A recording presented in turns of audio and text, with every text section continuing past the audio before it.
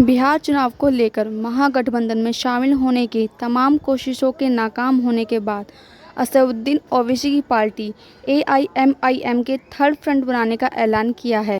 तीसरे मोर्चे में कई दलों को शामिल करने की कवायद भी तेज कर दी गई है। हालांकि ओवैसी की तीसरे मोर्चे के प्लान की बीएसपी चीफ मायावती ने झटका दे दिया है। सोमवार को जारी बयान में मायावती ने कहा है कि बिहार में उनकी पार्टी अकेले चुनाव लड़ेगी। बसपा सभी 243 सीटों पर लड़ेगी।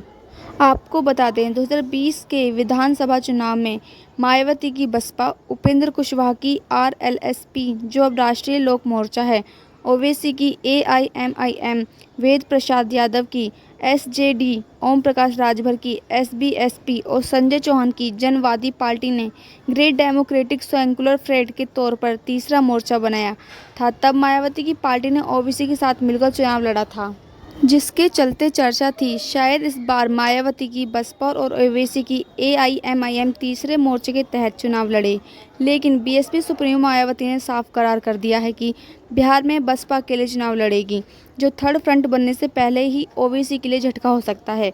बीते चुनाव में रोला-सपा 104, बसपा 80, एआईएमआईएम 19, सुभा सपा 5, जनवादी पार्टी और 5 और आरजेडी 25 सीटों पर लड़ी थी, जिसमें उपेंद्र कुशवाहा, सुभासपा, सजद और जनवादी पार्टी का खाता तक नहीं खुला था।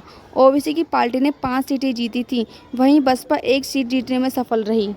हालांकि बाद में ओवैसी की पार्टी के 4 विधायक आरजेडी में चले गए थे, वहीं बसपा के एकमात्र विधायक जमा खान जेडीयू में शामिल हुए थे। आज की तारीख में ओवैसी की पार्टी के इकलौते विधायक अख्तरुल इमरान हैं, जो पार्टी के प्रदेश अध्यक्ष भी हैं। वैसे ओवैसी ने गठबंधन में शामिल होने की हर संभव कोशिश की। पहले अख्तरुल इमरान ने इंडिया अलायंस के दलों से बातचीत की, महागठबंधन में शामिल होने के प्रस्ताव भेजा, राजद सुप्रीमो लालू यादव को चिट्ठी भी लिखी, लेकिन भाव नहीं मिलने के बाद तीसरा मोर्चा बनाने की बात कही। हालांकि आरजेडी की तरफ से ये जरूर कहा गया है कि अगर ओवैसी गठबंधन की मदद करना चाहते हैं और बिहार में दोबारा एनडीए को सत्ता पर बैठने से रोकना चाहते हैं तो चुनाव ना लड़ें। राजद के राज्यसभा सांसद मनोज झा ने कहा कि कभी-कभी चुनाव ना लड़कर भी मदद की जा सकती है। ओवैसी की पार्टी का जनाधार हैदराबाद में है। ऐसे में अगर वो बिहार में चुनाव नहीं लड़ते हैं तो यह भी गठबंधन को मदद होगी। इस बीच आपकी क्या राय होगी, हमें कमेंट बॉक्स में ज़रूर बताएं।